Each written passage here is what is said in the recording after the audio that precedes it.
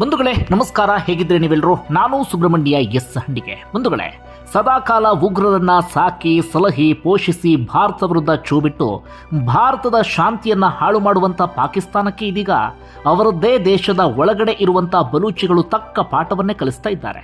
ಬಂಧುಗಳೇ, ಬಲೂಚಿಗಳ ದಾಳಿಗೆ ಸಂಬಂಧಪಟ್ಟ ಹಾಗೆ ನಿನ್ನೆಯ ವಿಡಿಯೋದಲ್ಲಿ ಒಂದಷ್ಟು ಮಾಹಿತಿಯನ್ನು ಕೊಟ್ಟಿದ್ದೆ. ಇದೀಗ ಮತ್ತೊಂದಷ್ಟು ಬೆಳವಣಿಗೆ ಆಗಿದೆ. ಅದು ಯಾವ ಪರಿಯಾದಂಥ ಬೆಳವಣಿಗೆ ಅಂದರೆ, ಪಾಕಿಸ್ತಾನದ ಒಳಗಡೆ ಮಾರಣ ಹೋಮವೇ ನಡೀತಾ ಇದೆ. ಒಂದು ರೀತಿಯಲ್ಲಿ ರಕ್ತ ಸಿಕ್ತ ಕ್ರಾಂತಿ ಅಂದ್ರೂ ಕೂಡ ತಪ್ಪಾಗ್ಲಿಕ್ಕಿಲ್ಲ. ಇತ್ತೀಚಿನ ದಿನಗಳಲ್ಲಿ ಪಾಕಿಸ್ತಾನದ ಒಳಗಡೆ ನಡೆದಂಥ ಬಹುದೊಡ್ಡ ದಾಳಿ ಎನ್ನುವ ರೀತಿಯಲ್ಲಿ ವಿಶ್ಲೇಷಣೆ ಮಾಡಲಾಗ್ತಾ ಇದೆ. ಅಂದರೆ ಎಷ್ಟರ ಮಟ್ಟಿಗೆ ಅಂದರೆ, ಈ ದಶಕದಲ್ಲೇ ಈ ಪರಿಯಾದಂಥ ದಾಳಿ ನಡೆದಿರಲಿಲ್ಲ ಅಂತ ಅಂದಾಜಿಸಲಾಗ್ತಾ ಇದೆ. ಹೆಚ್ಚು ಕಡಿಮೆ 200ಕ್ಕೂ ಅಧಿಕ ಪಾಕ್ ಸೈನಿಕರು ಹತರಾಗಿದ್ದಾರೆ. 18 ಮಂದಿಯನ್ನ ಕ್ಯಾಪ್ಚರ್ ಮಾಡಲಾಗಿದೆ. ಪಾಕ್ ಸೇನೆಗೆ ಸಂಬಂಧಪಟ್ಟಂತ ಸೇನಾಧಿಕಾರಿಗಳು ಎಸ್ಕೇಪ್ ಆಗ್ತಿದ್ದಾರೆ. ಒಂದಷ್ಟು ಕಡೆಗಳಲ್ಲಿ ಜಿಲ್ಲಾಧಿಕಾರಿಗಳು, ಸರ್ಕಾರಿ ನೌಕರರು ಕೂಡ ಅಲ್ಲಿಂದ ಓಡ್ ಹೋಗ್ತಾ ಇದ್ದಾರೆ. ಹಾಗಾದ್ರೆ ಪಾಕಿಸ್ತಾನದ ಒಳಗಡೆ ಅಂತಹ ಬೆಳವಣಿಗೆ ಏನಾಗ್ತಿದೆ ಅನ್ನೋದನ್ನ ಗಮನಿಸ್ತಾ ಹೋಗೋಣ. ಬಂಧುಗಳೇ, ನಿಮ್ಮೆಲ್ಲರಿಗೂ ಕೂಡ ಗೊತ್ತಿರುವ ಹಾಗೆ ನಾವು ಪಾಕಿಸ್ತಾನದಲ್ಲಿ ಒಂದಷ್ಟು ಪ್ರಾಂತ್ಯಗಳನ್ನು ನೋಡ್ತೀವಿ. ಅದರಲ್ಲಿ ಒಂದು ಬಲೂಚಿಸ್ತಾನ. ಈ ಬಲೂಚಿಸ್ತಾನದಲ್ಲಿ ಇರುವಂತಹ ಬಲೂಚಿಗಳು ನಿರಂತರವಾಗಿ ಹೋರಾಟವನ್ನು ಮಾಡ್ಕೊಂಡು ಬರ್ತಾನೆ ಇದ್ದಾರೆ.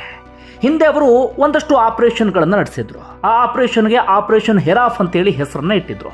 ಮೊದಲ ಆಪರೇಷನ್ ಹೆರಾಫ್ ಸಂದರ್ಭದಲ್ಲಿ ಪಾಕ್ ಸೈನಿಕರಿಗೆ ತಕ್ಕ ಮಟ್ಟಿಗೆ ಪಾಠವನ್ನು ಕಲಿಸಿದ್ರು. ಆದರೂ ಕೂಡ ಪಾಕ್ ಸೈನಿಕರನ್ನ ಹಿಮ್ಮೆಟ್ಟಿಸೋಕೆ ಸಾಧ್ಯ ಆಗಿರಲಿಲ್ಲ.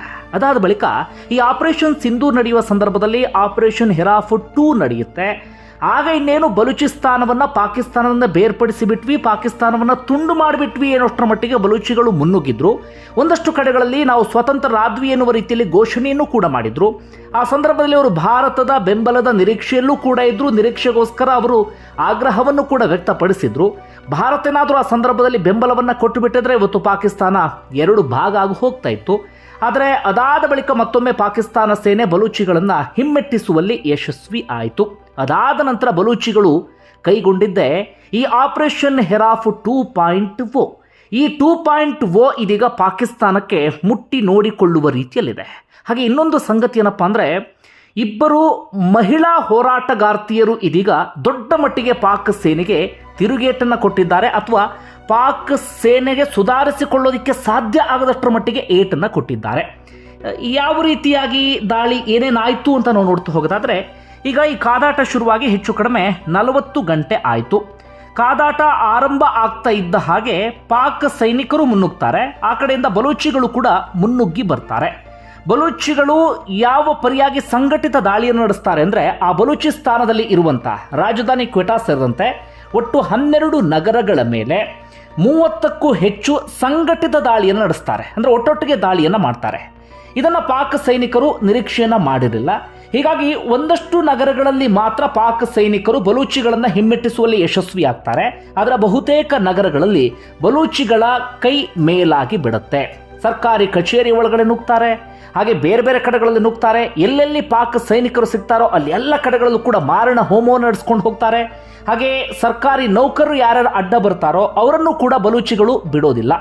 ಸ್ಥಳೀಯರು ಬಲೂಚಿಗಳು ಯಾರು ಇರ್ತಾರೆ ಅವರನ್ನು ಮಾತ್ರ ಅವರು ಬಿಟ್ಟು, ಉಳಿದಂತೆ ಯಾರ್ಯಾರು ಈ ಪಂಜಾಬ್ ಪ್ರಾಂತ್ಯದಿಂದ ಬಂದಿರ್ತಾರೋ ಅವರ ಎಲ್ಲರನ್ನೂ ಕೂಡ ಹೊಡಿತಾ ಬಲೂಚಿಗಳು ಹೀಗೆ ಮುನ್ನುಗ್ತಾ ಹೋಗ್ತಾರೆ. ಅಂತಿಮವಾಗಿ ಸಾಕಷ್ಟು ಪಾಕ್ ಸೈನಿಕರನ್ನ ಹೊಡೆದಾಕ್ತಾರೆ, ಜೊತೆಗೆ ಸಾಕಷ್ಟು ಮಂದಿಯನ್ನು ಕ್ಯಾಪ್ಚರ್ ಕೂಡ ಮಾಡ್ತಾರೆ. ಇದು ಒಂದು ಕಡೆಯಿಂದ ಆದಂತಹ ದಾಳಿ. ಆದರೆ ಮತ್ತೊಂದು ಆ ದಾಳಿಯಿಂದ ಇನ್ನೊಂದು ವಿಚಾರ ಗಮನ ಸೆಳೆತಾ ಇದೆ. ನಾನು ಆಗತಾನೆ ಪ್ರಸ್ತಾಪ ಮಾಡಿದೆ, ಇಬ್ಬರು ಮಹಿಳಾ ಹೋರಾಟಗಾರ್ತಿಯರಿಗೆ ಸಂಬಂಧಪಟ್ಟ ಹಾಗೆ ಪಾಕಿಸ್ತಾನ ಇವರನ್ನು ಹೇಳೋದು ಭಯೋತ್ಪಾದಕರು, ಉಗ್ರರು ಎನ್ನುವಂಥ ರೀತಿಯಲ್ಲಿ. ಅದರವರು ಬಲೂಚಿಗಳು ಹೇಳ್ಕೊಳ್ಳೋದು ಅವ್ರದ್ದು ಬಲೂಚಿಸ್ತಾನ್ ಲಿಬರೇಷನ್ ಆರ್ಮಿ ಅಂತ ಇದೆ. ಹಿಂದಿನ ಸಾಕಷ್ಟು ವಿಡಿಯೋಗಳು ಅದನ್ನು ಎಕ್ಸ್ಪ್ಲೇನ್ ಮಾಡಿದ್ದೇನೆ. ಅವರು ಹೇಳ್ಕೊಳ್ಳೋದು ನಾವು ಸ್ವಾತಂತ್ರ್ಯಕ್ಕೋಸ್ಕರ ಹೋರಾಟ ಮಾಡ್ತಿರೋದು, ಹೋರಾಟಗಾರರು ಎನ್ನುವ ರೀತಿಯಲ್ಲಿ. ನಾನು ಆಗಲೇ ಹೇಳಿದಾಗೆ ಇಬ್ಬರು ಗಮನ ಸೆಳೆತಾ ಇದ್ದಾರೆ. ಇಬ್ಬರು ಕೂಡ ಹೆಚ್ಚು ಕಡಿಮೆ 25ರ ವಯಸ್ಸಿನ ಆಸುಪಾಸಿನವರು. ಇಬ್ಬರು ಕೂಡ ಆತ್ಮಾಹುತಿ ಬಾಂಬ್ ದಾಳಿಯನ್ನು ಮಾಡೋದಕ್ಕೆ ಸಿದ್ಧರಾಗಿ ಬಂದಂಥವರು.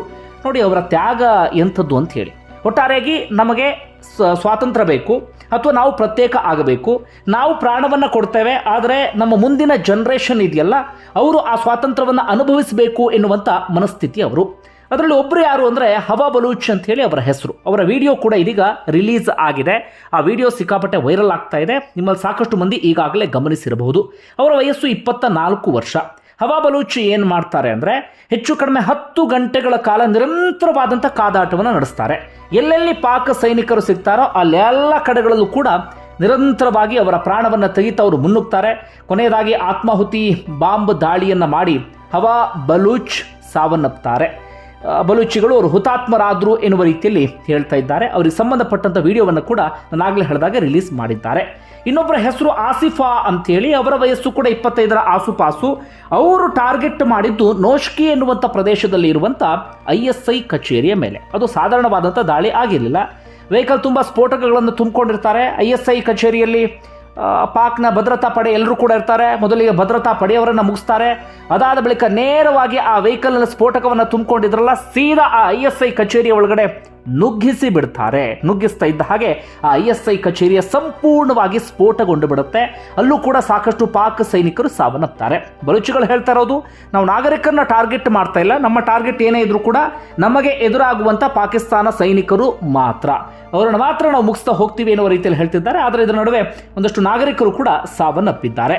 ಒಟ್ಟಾರೆಯಾಗಿ ಸದ್ಯಕ್ಕಂತೂ ಬಲೂಚಿಗಳ ಕೈ ಮೇಲಾಗುವ ರೀತಿಯಲ್ಲಿ ಕಾಣಿಸ್ತಾ ಇದೆ. ಸದ್ಯದ ಸಾವು ನೋವಿನ ಲೆಕ್ಕಾಚಾರವನ್ನು ಗಮನಿಸ್ತಾ ಇದ್ರೆ ಈ ಬಲೂಚಿಸ್ತಾನ್ ಲಿಬರೇಷನ್ ಆರ್ಮಿ ಅವರು ಹೇಳೋದೇನಪ್ಪ ಅಂದರೆ, ನಾವು 200 ಪಾಕ್ ಸೈನಿಕರನ್ನ ಕೊಂದು ಹಾಕಿದ್ದೇವೆ, 18 ಮಂದಿಯನ್ನು ಕ್ಯಾಪ್ಚರ್ ಮಾಡಿದ್ದೇವೆ ಅಂತ ಹೇಳಿ. ಆದರೆ ಪಾಕಿಸ್ತಾನ ಹೇಳ್ತಾ ಇರೋದು, ಸರ್ಕಾರ ಹೇಳ್ತಿರೋದೇನಪ್ಪ ಅಂದರೆ, ನಾವೇ ಸಾಕಷ್ಟು ಬಲೂಚಿಗಳನ್ನು ಸಾಯಿಸಿದ್ದೇವೆ, ಅದೇ ರೀತಿಯಾಗಿ ಅಂದರೆ ಬಲೂಚಿಗಳನ್ನು ಹಿಮ್ಮೆಟ್ಟಿಸುವಲ್ಲಿ ಯಶಸ್ವಿಯಾಗಿದ್ದೇವೆ ಅಂತ ಹೇಳಿ ಪಾಕ್ ಸರ್ಕಾರ ಹೇಳ್ತಾ ಇದೆ. ಆದರೆ ಬಲೂಚಿಗಳು ಹೇಳ್ತಾ ಇರೋದು, ಪಾಕಿಸ್ತಾನ ಸರ್ಕಾರ ಹೇಳಿದ ರೀತಿಯಲ್ಲಿ ಬಲೂಚಿಗಳು ಸಾವನ್ನಪ್ಪಿಲ್ಲ, 17 ಫೈಟರ್ಗಳು ಹುತಾತ್ಮರಾಗಿದ್ದಾರೆ. ಅದರಲ್ಲಿ 11 ಮಂದಿ ಆತ್ಮಾಹುತಿ ಬಾಂಬ್ ದಾಳಿಗಂತಲೇ ಹೋದಂಥವರು, ಉಳಿದಂಥವ್ರನ್ನ ಪಾಕ್ ಸೈನಿಕರು ಹೊಡೆದಾಕಿದ್ದು ಹೌದು ಅಂತ ಬಲೂಚಿಗಳು ಹೇಳ್ತಾ ಇದ್ದಾರೆ. ಸದ್ಯಕ್ಕಂತೂ ಬಲೂಚಿಗಳು ಮುನ್ನುಗ್ತಾ ಇದ್ದಾರೆ. ಪಾಕ್ ಸೈನಿಕರಿಗೆ ನರಕವನ್ನೇ ತೋರಿಸ್ತಾ ಇದ್ದಾರೆ. ಎಲ್ಲಿವರೆಗೆ ಹೋಗಿ ತಲುಪುತ್ತೋ ಕಾದು ನೋಡೋಣ. ಬಂಧುಗಳೇ, ಇದರ ಜೊತೆಗೆ ಇನ್ನೊಂದು ವಿಡಿಯೋವನ್ನು ನಾನು ಆ್ಯಡ್ ಆನ್ ಮಾಡ್ತೇನೆ. ನಿಮ್ಮಲ್ಲಿ ಯಾರಾದರೂ ಇದನ್ನು ಈಗಾಗಲೇ ನೋಡಿದರೆ ದಯವಿಟ್ಟು ಸ್ಕಿಪ್ ಮಾಡಿ ನೋಡೋದಕ್ಕೆ ಹೋಗಬೇಡಿ. ಯಾರಾದರೂ ನೋಡಿಲ್ಲ ಹೊಸ ವ್ಯೂವರ್ಸ್ ಇದ್ದರೆ ಏನದು ಬಲೂಚಿಸ್ತಾನ ಹೋರಾಟ ಅನ್ನೋದನ್ನು ವಿವರಿಸಿದ್ದೇನೆ, ಅದನ್ನು ಒಮ್ಮೆ ಗಮನಿಸಿ. 1947ರವರೆಗೂ ಕೂಡ ಈ ಬಲೂಚಿಸ್ತಾನ ಸ್ವತಂತ್ರ ರಾಷ್ಟ್ರವಾಗಿತ್ತು, ಅಥವಾ ಅಖಂಡ ಭಾರತ ಬ್ರಿಟಿಷರ ಆಳ್ವಿಕೆಯಲ್ಲಿತ್ತಲ್ಲ, ಆ ಸಂದರ್ಭದಲ್ಲಿ ಬೇರೆ ಬೇರೆ ಸಂಸ್ಥಾನಗಳಿದ್ವು. ನಮ್ಮಲ್ಲೂ ಕೂಡ ಮೈಸೂರು ಒಂದು ಸಂಸ್ಥಾನ, ಅಥವಾ ಬೇರೆ ಬೇರೆ ನಮ್ಮಲ್ಲೂ ಬೇಕಾದ ಸಂಸ್ಥಾನಗಳೆಲ್ಲವೂ ಕೂಡ ಇದ್ವಲ್ಲ. ಅದೇ ರೀತಿಯಾಗಿ ಬಲೂಚಿಸ್ತಾನ ಕೂಡ ಒಂದು ಪ್ರತ್ಯೇಕವಾದಂಥ ಒಂದು ಸಂಸ್ಥಾನ, ಅಥವಾ ಪ್ರತ್ಯೇಕವಾದಂಥ ಒಂದು ಸ್ವಾಯತ್ತವಾದಂಥ ರಾಷ್ಟ್ರ. ಈ ಹಿಂದಿನ ಇತಿಹಾಸಕ್ಕೆ ಹೋಗ್ಬಿಟ್ರೆ ಅದರ ಇತಿಹಾಸ ಬೇರೆ ಬೇರೆ ಇದೆ ಬಿಡಿ. ಅಲ್ಲಿ ಅಖಂಡ ಭಾರತ ಆಗ ಹಿಂದೂಗಳು ಕೂಡ ಅಲ್ಲಿದ್ದರು, ಬೌದ್ಧರು ಕೂಡ ಇದ್ದರು. ನಮ್ಮ ಚಂದ್ರಗುಪ್ತ ಮೌರ್ಯ ಕೂಡ ಬಲೂಚಿಸ್ತಾನವನ್ನು ಆಳಿದ್ದಾರೆ, ಅಥವಾ ಬಲೂಚಿಸ್ತಾನ ಅವ್ರ ಕಂಟ್ರೋಲಲ್ಲಿತ್ತು. ಈ ರೀತಿಯಾಗೆಲ್ಲ ಕೂಡ ಇತ್ತು. ಆಮೇಲೆ ಬರ್ತಾ ಬರ್ತಾ ಬರ್ತಾ ಬರ್ತಾ ಅದು ಬ್ರಿಟಿಷರ ಕಂಟ್ರೋಲ್ಗೆ ಬಂತು. ಬ್ರಿಟಿಷರು ದೇಶವನ್ನು ಬಿಟ್ಟು ಹೋಗುವಂಥ ಸಂದರ್ಭದಲ್ಲಿ ಭಾರತ ಮತ್ತು ಪಾಕಿಸ್ತಾನವನ್ನು ಡಿವೈಡ್ ಮಾಡ್ತಾರೆ. ಆಗ ಬೇರೆ ಬೇರೆ ಸಂಸ್ಥಾನಗಳಿಗೆ ಅವರೇ ಒಂದು ಅವಕಾಶವನ್ನು ಮಾಡಿಕೊಟ್ಟಿದ್ರು. ನೀವು ಭಾರತಕ್ಕಾದರೂ ಸೇರಬಹುದು, ಪಾಕಿಸ್ತಾನಕ್ಕಾದರೂ ಸೇರಬಹುದು, ಅಥವಾ ನೀವು ಸ್ವತಂತ್ರವಾಗಿರಬಹುದು ಅಂತ ಹೇಳಿ. ಒಟ್ಟಾರೆಯಾಗಿ ಬ್ರಿಟಿಷರ ಮನಸ್ಸಲ್ಲಿ ಇದ್ದಿದ್ದೇನಪ್ಪ ಅಂದ್ರೆ, ಇವ್ರು ಯಾವತ್ತೂ ನೆಮ್ಮದಿಯಿಂದ ಇರಬಾರ್ದು, ಕಚ್ಚಾಡ್ಕೊಳ್ತಾನೆ ಇರಬೇಕು, ಅವರ ನಡುವೆ ಏನಾದರೂ ಆಗ್ತಾನೆ ಇರಬೇಕು ಅಂತ ಹೇಳಿ. ಆಗ ಭಾರತದಲ್ಲಿ ಏನಾಯ್ತು, ಆಗ ಬಹುತೇಕ ಸಂಸ್ಥಾನಗಳೆಲ್ಲವೂ ಕೂಡ ಭಾರತಕ್ಕೆ ಸೇರ್ಪಡೆ ಆಗುತ್ತೆ. ಕಿರಿಕಿರಿ ಮಾಡಿದಂದ್ರೆ ಹೈದರಾಬಾದ್ನ ನಿಜಾಮ, ಹಾಗೆ ಜಮ್ಮು ಕಾಶ್ಮೀರದಲ್ಲಿ. ಅಂತಿಮವಾಗಿ ಜಮ್ಮು ಕಾಶ್ಮೀರವನ್ನು ಕೂಡ ಭಾರತ ತನ್ನ ವಶಕ್ಕೆ ತೆಗೆದುಕೊಳ್ಳುತ್ತೆ. POK ಮಾತ್ರ ಪಾಕಿಸ್ತಾನದ ಪಾಲಾಗುತ್ತೆ. ಇಂಥದ್ದೆಲ್ಲವೂ ಕೂಡ ಆಗ್ತಾ ಇತ್ತು. ಆ ಸಂದರ್ಭದಲ್ಲಿ ಈ ಬಲೂಚಿಸ್ತಾನ ಆಗ ಪ್ರತ್ಯೇಕವಾಗಿಯೇ ಇತ್ತು. ಬಲೂಚಿಸ್ತಾನಕ್ಕೂ ಕೂಡ ಬ್ರಿಟಿಷರು ಅದೇ ರೀತಿಯಾದಂಥ ಆಪ್ಷನ್ ಅನ್ನು ಕೊಟ್ಟಿದ್ರು, ಸ್ವತಂತ್ರ ಭಾರತ ಅಥವಾ ಪಾಕಿಸ್ತಾನದ ಜೊತೆಗೆ ಅಂತ ಹೇಳಿ. ಬಲೂಚಿಸ್ತಾನದಲ್ಲೂ ಕೂಡ ನಿಮಗೆ 4-5 ಭಾಗಗಳು ಕಂಡು ಬರುತ್ತೆ. ಅದರಲ್ಲಿ ಒಂದಷ್ಟು ಮಂದಿ ಪಾಕಿಸ್ತಾನಕ್ಕೆ ಸೇರ್ಪಡೆ ಆಗಬೇಕು ಅಂತ ಬಯಸಿದ್ರು. ಆದರೆ ಇನ್ನೊಂದಷ್ಟು ಮಂದಿ, ಖಾನ್ ಅಂತ ಒಬ್ಬ ರಾಜ ಆಳ್ವಿಕೆ ನಡೆಸ್ತಾ ಇದ್ದ, ಆತ ಮಾತ್ರ ಇಲ್ಲ, ನಾವು ಬಲೂಚಿಸ್ತಾನ ಸ್ವತಂತ್ರವಾಗಿಯೇ ಇರ್ತೀವಿ ಎನ್ನುವ ರೀತಿಯಲ್ಲಿ ಆತ ಘೋಷಣೆಯನ್ನು ಮಾಡ್ತಾನೆ. ಅದೇ ಪ್ರಕಾರವಾಗಿ ಸ್ವತಂತ್ರವಾಗಿಯೂ ಕೂಡ ಇರುತ್ತೆ ಬಲೂಚಿಸ್ತಾನ. ಮೊಹಮ್ಮದ್ ಅಲಿ ಜಿನ್ನಾ ಮತ್ತೆ ಮತ್ತೆ ಮತ್ತೆ ಆತ ಪ್ರಯತ್ನವನ್ನು ಪಡ್ತಾ ಇರ್ತಾರೆ ಈ ಬಲೂಚಿಸ್ತಾನವನ್ನು ತಮ್ಮ ಜೊತೆಗೆ ಸೇರ್ಪಡಿಸ್ಕೊಳ್ಳೋದಕ್ಕೆ. ರಾಜನನ್ನ ವಿಶ್ವಾಸಕ್ಕೆ ತೆಗೆದುಕೊಳ್ಳುವಂಥ ಪ್ರಯತ್ನ, ದೆಹಲಿಯಲ್ಲೂ ಕೂಡ ಅದಕ್ಕೆ ಸಂಬಂಧಪಟ್ಟಾಗೆ ಮೀಟಿಂಗ್ ಅಂಥದ್ದೆಲ್ಲವೂ ಕೂಡ ನಡೆಯುತ್ತೆ. ಆದರೆ ರಾಜ ಅದಕ್ಕೆ ಪೂರ್ಣ ಪ್ರಮಾಣದ ಸಹಮತವನ್ನು ವ್ಯಕ್ತಪಡಿಸುವುದಿಲ್ಲ.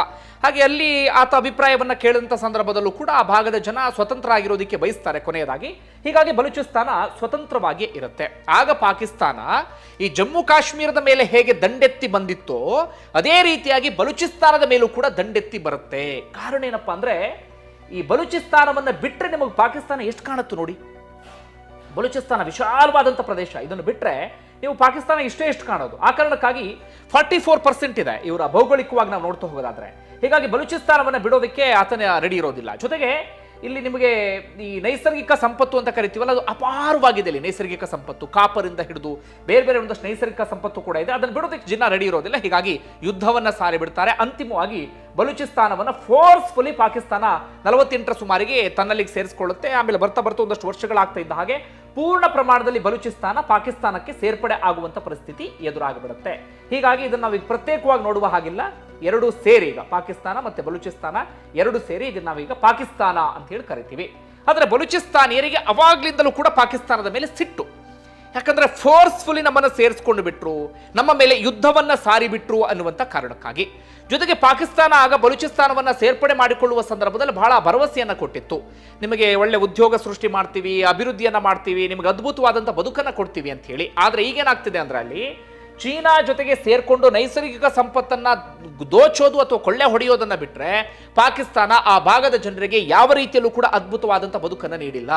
ಉದ್ಯೋಗ ಇಲ್ಲ, ಅವರಿಗೆ ಒಳ್ಳೆ ಬದುಕಿಲ್ಲ, ಒಂದು ರೀತಿಯಲ್ಲಿ ಅವರನ್ನ ಕಂಪ್ಲೀಟ್ ಆಗಿ ನೆಗ್ಲೆಕ್ಟ್ ಮಾಡಿಬಿಟ್ಟಿದೆ. ಹೀಗಾಗಿ ಬಲೂಚಿಸ್ತಾನಿಯರಿಗೆ ವಿಪರೀತವಾದಂಥ ಸಿಟ್ಟು. ಹೀಗಾಗಿ ಅಂದಿನಿಂದಲೂ ಕೂಡ ಅವರು ಪಾಕಿಸ್ತಾನದ ವಿರುದ್ಧ ಯುದ್ಧವನ್ನ ಸಾರ್ಕೊಂಡು ಬರ್ತಾ ಇದ್ದಾರೆ. ಹೆಚ್ಚು ಕಡಿಮೆ 1 ಕೋಟಿ ಜನಸಂಖ್ಯೆ ಇದೆ. ಅಂದ್ರೆ ಬರೀ ಇಲ್ಲಿ ಮಾತ್ರ ಅಲ್ಲ, ಸ್ವಲ್ಪ ಇರಾನ್ನಲ್ಲೂ ಕೂಡ ಬಲೂಚಿಗಳಿದ್ದಾರೆ, ಅಫ್ಘಾನಿಸ್ತಾನದಲ್ಲೂ ಕೂಡ ಬಲೂಚಿಗಳಿದ್ದಾರೆ. ಹೆಚ್ಚು ಕಡಿಮೆ 1 ಕೋಟಿ ಜನಸಂಖ್ಯೆ.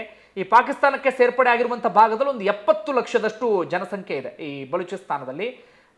ಇಲ್ಲಿ ನಿಮ್ಗೆ ಪಕ್ಕದಲ್ಲಿ ಅಫ್ಘಾನಿಸ್ತಾನ, ಈ ಕಡೆ ಇರಾನ್ ಕೂಡ ನಿಮಗೆ ಕಾಣಿಸ್ತಾ ಇದೆ. ಹೀಗಾಗಿ ಅವರು ಆಗ್ಲಿಂದಲೂ ಕೂಡ ಯುದ್ಧವನ್ನು ಸಾರ್ಕೊಂಡು ಬರ್ತಿದ್ದಾರೆ. ಅವ್ರನ್ನ ಬಲೂಚಿಗಳು ಅಂತ ಕರಿತೀವಿ. ಬುಡಕಟ್ಟು ಸಮುದಾಯದವರು ಸಾಕಷ್ಟು ಜನ ಇದ್ದಾರೆ. ಕಣಿವೆ ಪ್ರದೇಶ, ಗುಡ್ಡಗಾಡು ಪ್ರದೇಶ, ಅಲ್ಲೆಲ್ಲ ಕಡೆಗಳಲ್ಲೂ ಕೂಡ ಅವರು ವಾಸ ಮಾಡ್ತಾರೆ. ತಮ್ಮದೇ ಆದಂಥ ಸಂಘಟನೆಯನ್ನು ಕಟ್ಕೊಂಡು ಹೋರಾಟವನ್ನು ಮಾಡ್ತಿದ್ದಾರೆ. ಇನ್ನು ಆ ಹೋರಾಟ ತೀವ್ರ ಸ್ವರೂಪವನ್ನು ಪಡ್ಕೊಂಡಿದ್ದು ಬಲೂಚಿಸ್ತಾನ ಲಿಬರೇಷನ್ ಆರ್ಮಿ ಅಂತ ಒಂದು ಶುರುವಾಗ್ಬಿಡುತ್ತೆ. ಆ ಲಿಬರೇಷನ್ ಆರ್ಮಿ ಅಂತೂ ನಿರಂತರವಾಗಿ ಪಾಕಿಸ್ತಾನಕ್ಕೆ ಟಾರ್ಚರ್ ಅನ್ನು ಕೊಡ್ತಾ ಇದೆ, ಕೊಡಲೇಬೇಕು. ಆ ರೀತಿಯಾಗಿ ಅವರು ಇವ್ರ ಮೇಲೆ ಯುದ್ಧವನ್ನ ಸಾರ್ಕೊಂಡು ಬರ್ತಾ ಇದ್ದಾರೆ. ಇತ್ತೀಚೆಗಂತೂ ಅವರ ಯುದ್ಧದ ರೂಪುರೇಷೆ ಎಲ್ಲವೂ ಕೂಡ ಬದಲಾಗ್ಬಿಟ್ಟಿದೆ. ನಿರಂತರವಾಗಿ ಐಇಡಿ ಬಾಂಬ್ ಸ್ಫೋಟ, ಅಲ್ಲಿ ಟ್ರೈನ್ ಅನ್ನ ಹೈಜಾಕ್ ಮಾಡಿದ್ದು ಅಥವಾ ಆ ಭಾಗದ ಮೇಲೆ ನಿರಂತರವಾಗಿ ಪ್ರಹಾರ ನಡೆಸೋದು, ಇಂಥದ್ದೆಲ್ಲವೂ ಕೂಡ ನಡ್ಕೊಂಡು ಬರ್ತಾ ಇದೆ. ಒಂದು ಹಂತಕ್ಕಂತೂ ಬಲೂಚಿಸ್ತಾನ ಡಿವೈಡ್ ಆಗೇ ಬಿಡ್ತು, ಪಾಕಿಸ್ತಾನದಿಂದ ದೂರ ಆಗೇ ಬಿಡ್ತು ಎನ್ನುವಂಥ ಹಂತದವರೆಗೂ ಕೂಡ ಹೋಗ್ಬಿಟ್ಟಿತ್ತು. ಆದರೆ ಈ ಪಾಕಿಸ್ತಾನ ಏನು ಮಾಡ್ತಿದೆ, ತನ್ನ ಆರ್ಮಿಯನ್ನು ಬಳಸಿಕೊಂಡು ಇವರನ್ನು ಹತ್ತಿಕ್ಕುವಂಥ ಕೆಲಸ, ಸಂಹಾರ ಮಾಡುವಂಥ ಕೆಲಸ, ಇಲ್ಲಿ ವಿಧ್ವಂಸಕ ಕೃತ್ಯಗಳನ್ನು ಎಸಗುವಂಥ ಕೆಲಸ, ಅದನ್ನು ಪಾಕಿಸ್ತಾನ ನಿರಂತರವಾಗಿ ಮಾಡ್ಕೊಂಡು ಬರ್ತಾ ಇದೆ. ಆದರೆ ಬಲೂಚಿಗಳು ಅದು ಯಾವುದಕ್ಕೂ ಕೂಡ ಹೆದರ್ತಾ ಇಲ್ಲ. ಅವರು ಅದಕ್ಕೆ ಎದೆ ಕೊಟ್ಟು ನಿಂತ್ಕೊಂಡು ಬಿಟ್ಟಿದ್ದಾರೆ. ಪಾಕಿಸ್ತಾನದ ವಿರುದ್ಧ ನಾವು ಸ್ವಾತಂತ್ರ್ಯವನ್ನು ಸಾಧಿಸ್ತೀವಿ ಅಥವಾ ನಾವು ಗೆಲುವನ್ನು ಸಾಧಿಸ್ತೀವಿ ಎನ್ನುವಂಥ ಮನಸ್ಥಿತಿಯಲ್ಲಿ ಅವರು ಇದ್ದಾರೆ. ಇದು ಸದ್ಯ ಪಾಕಿಸ್ತಾನದ ಪರಿಸ್ಥಿತಿ. ಈಗ ಪಾಕಿಸ್ತಾನಕ್ಕೆ ಇರುವಂಥ ಆತಂಕವೇ ಅದು. ನೀವು ಇಲ್ಲಿ ಗಮನಿಸ್ತಾ ಹೋದ್ರೆ ನಿಮ್ಗೆ ಈ ಕಡೆ ಏನಾಗುತ್ತೆ, POK ಬರುತ್ತೆ. POK ಪಾಕಿಸ್ತಾನ ನಮ್ಮ ಕಂಟ್ರೋಲ್ನಲ್ಲಿ ಇದೆ ಅಂದ್ರೂ ಕೂಡ ಅಲ್ಲಿ ನಿರಂತರವಾಗಿ ಪ್ರತಿಭಟನೆ, ಹೋರಾಟ ಅಂತದೆಲ್ಲವೂ ಕೂಡ ಇಲ್ಲಿ ನಡ್ಕೊಂಡು ಬರ್ತಾ ಇದೆ. ಈ ಕಡೆ ಬಂದ್ರೆ ಅಫ್ಘಾನಿಸ್ತಾನ ಬಾರ್ಡರ್, ಅಲ್ಲಿ ತಾಲಿಬಾನಿಗಳು ನಿರಂತರವಾಗಿ ಇವರಿಗೆ ಟಾರ್ಚರ್ ಕೊಡ್ತಾ ಇದ್ದಾರೆ. ಪಾಕಿಸ್ತಾನ್ ತಾಲಿಬಾನ್ ಅಂತ ಹೇಳಿ ಕರಿತೀವಿ. ಈಗ ಬಾರ್ಡರ್ನಲ್ಲಿ ನಿರಂತರವಾಗಿ ಅವರು ಬಾಂಬ್ ಸ್ಫೋಟ, ಹೋರಾಟ ಅಂಥದ್ದೆಲ್ಲವೂ ಕೂಡ ಮಾಡ್ಕೊಂಡು ಬರ್ತಾ ಇದ್ದಾರೆ. ತೆಹರಿಕ್ ತಾಲಿಬಾನ್, TTP ಅಂತಲೇ ಒಂದು ಸಂಘಟನೆಯನ್ನು ಕೂಡ ಅವರು ಕಟ್ಕೊಂಡಿದ್ದಾರೆ. ಅಲ್ಲಿ ಅವರ ಭಯ ಪಾಕಿಸ್ತಾನಕ್ಕೆ, ಈ ಕಡೆ ಬಲೂಚಿಗಳಿಂದ ಭಯ, ಮತ್ತೊಂದು ಕಡೆಯಿಂದ ಭಾರತದ ಕಡೆಯಿಂದಂತೂ ಪಾಕಿಸ್ತಾನಕ್ಕೆ ನಿರಂತರವಾಗಿ ಒಂದು ಆತಂಕ ಅಂತೂ ಅವರಿಗೆ ಇದ್ದೇ ಇದೆ ಭಾರತದ ಬಗ್ಗೆ. ಇಂಥದ್ದೆಲ್ಲವೂ ಕೂಡ ಆಗಿದೆ. ಈಗ ಬಲೂಚಿಸ್ತಾನಿಗಳಿಗೆ ಅಥವಾ ಅಫ್ಘಾನಿಸ್ತಾನಕ್ಕೆ ಅಥವಾ ಬೇರೆಯವರಿಗೆ ಸಣ್ಣ ಪಾಕಿಸ್ತಾನದ ಮೇಲೆ ಸಣ್ಣ ಆತಂಕ ಏನಪ್ಪಾ ಅಂದ್ರೆ, ಈಗ ಭಾರತ ಹೇಗೆ ಅಣ್ವಸ್ತ್ರ ರಾಷ್ಟ್ರವೋ ಪಾಕಿಸ್ತಾನವೂ ಕೂಡ ಅಣ್ವಸ್ತ್ರ ರಾಷ್ಟ್ರ ಆಗ್ಬಿಟ್ಟಿದೆ. ಪಾಕಿಸ್ತಾನ ಅದೊಂದು ಅಣ್ವಸ್ತ್ರವನ್ನ ಇಟ್ಕೊಂಡು ಎಲ್ಲರಿಗೂ ಕೂಡ ಹೆದರಿಸುವಂತ ಕೆಲಸ ಅಥವಾ ಬೆದರಿಸುವಂತ ಕೆಲಸವನ್ನ ಮಾಡ್ಕೊಂಡು ಬರ್ತಾ ಇದೆ. ಭಾರತ ಅಂತ ದೈತ್ಯ ರಾಷ್ಟ್ರ ಹೆದರೋದಿಲ್ಲ, ಆದ್ರೆ ಬಲೂಚಿಸ್ತಾನಿಗಳಿಗೆ ಸಣ್ಣ ಆತಂಕ ಇದ್ದೇ ಇದೆ. ಅಫ್ಘಾನಿಸ್ತಾನದವರಿಗೂ ಕೂಡ ಸಣ್ಣ ಆತಂಕ ಇದ್ದೇ ಇದೆ. ಅಂದ್ರೆ ನಾವೇನು ಅಂದ್ಕೊಂಡಿದ್ದೀವಿ, ಈ ಪಾಕಿಸ್ತಾನದಿಂದ ಬರೀ ನಮಗೆ ಮಾತ್ರ ಹಿಂಸೆ ಆಗ್ತಾ ಇದೆ, ನಾವು ಮಾತ್ರ ಅವರಿಂದ ಸಮಸ್ಯೆಯನ್ನು ಅನುಭವಿಸ್ತಾ ಇದ್ದೀವಿ ಅಂತ ಹೇಳಿ. ಆದರೆ ನಮಗಿಂತ 100 ಪಟ್ಟು ಪಾಕಿಸ್ತಾನ ಹಿಂಸೆಯನ್ನು ಅನುಭವಿಸ್ತಾ ಇದೆ. ಹಿಂಸೆಯನ್ನ ಅನುಭವಿಸೋಕೆ ಎಲ್ಲಾ ರೀತಿಯಲ್ಲೂ ಕೂಡ ಅರ್ಹವಾದಂಥ ರಾಷ್ಟ್ರ ಅಂದ್ರೆ ಅದು ಪಾಕಿಸ್ತಾನ. ಈಗ ಅವ್ರ ಪರಿಸ್ಥಿತಿ, ಈ ಕಡೆ ಬಲೂಚಿಗಳು, ಆ ಕಡೆ ಅಫ್ಘಾನಿಸ್ತಾನದವರು, ಈ ಕಡೆ POKಯಲ್ಲೂ ಹೋರಾಟ, ಇಂಥದ್ರಲ್ಲಿ ಒಂದು ರೀತಿಯಲ್ಲಿ ಪಾಕಿಸ್ತಾನ ಅಲ್ಲೋಲ ಕಲ್ಲೋಲ ಆಗುವಂಥ ಪರಿಸ್ಥಿತಿ ಎದುರಾಗಿಬಿಟ್ಟಿದೆ. ಆ ಕಾರಣಕ್ಕಾಗಿ ಪಾಕಿಸ್ತಾನ ಈ POKಯಲ್ಲಿ ಅಥವಾ ತನ್ನ ನೆಲದಲ್ಲಿ ಭಯೋತ್ಪಾದಕರನ್ನ ಸಾಕಿ ಬೆಳೆಸಿ ಬೇರೆ ಬೇರೆ ಕಡೆಗಳಲ್ಲಿ ಚೂ ಬಿಡುವಂಥ ಕೆಲಸ, ಧರ್ಮಾಂಧತೆಯನ್ನು ಹೆಚ್ಚಿಸುವಂಥ ಕೆಲಸ, ಅವ್ರ ತಲೆಯಲ್ಲಿ ಧರ್ಮದ ಅಫೀಮನ್ನು ತುಂಬಿಸುವಂಥ ಕೆಲಸ ಎಲ್ಲವನ್ನೂ ಕೂಡ ಮಾಡ್ತಾ ಇದೆ. ಬಂಧುಗಳೇ, ಸಿಂಪಲ್ ಆಗಿ ಯೋಚನೆ ಮಾಡಿ, ತಪ್ಪಿ ಭಾರತದ ಪಕ್ಕ ಈ ಪಾಕಿಸ್ತಾನ ಎನ್ನುವಂಥ ಒಂದು ರಾಷ್ಟ್ರ ಸೃಷ್ಟಿ ಆಗದೇ ಇದ್ರೆ ಎಷ್ಟು ಚೆನ್ನಾಗಿರ್ತಾ ಇತ್ತು ಅಂತ ಹೇಳಿ. ಭಾರತಕ್ಕೆ ಯಾವುದೇ ಟಾರ್ಚರ್ ಇರಲಿಲ್ಲ. ಆದರೆ ಇನ್ನೊಂದು ರೀತಿಯಲ್ಲಿ ಯೋಚನೆ ಮಾಡಿದ್ರೆ, ಇವರು ಭಾರತ ಜೊತೆಗೆ ಇದ್ದಿದ್ರೆ, ಜೊತೆಗಿದ್ದು ನಿರಂತರವಾಗಿ ಭಾರತಕ್ಕೆ ಒಂದು ರೀತಿಯಲ್ಲಿ ಸಮಸ್ಯೆ ತಂದೊಡ್ಡುವಂಥ ಕೆಲಸವನ್ನ ಮಾಡ್ತಿದ್ರು ಏನೋ ಗೊತ್ತಿಲ್ಲ. ಇದು ಸದ್ಯದ ಬಲೂಚಿಸ್ತಾನಿಗಳಿಗೆ ಸಂಬಂಧಪಟ್ಟಂತ ಒಂದಷ್ಟು ವಿವರ. ಅರ್ಥ ಆಯ್ತು ಅಂತ ಅಂದ್ಕೊಳ್ತೀನಿ. ಅರ್ಥ ಆದರೆ ಕಮೆಂಟ್ ಬಾಕ್ಸಲ್ಲಿ ಮೆನ್ಷನ್ ಮಾಡಿ. ಧನ್ಯವಾದ ವಿಡಿಯೋ ನೋಡಿದ್ದಕ್ಕಾಗಿ.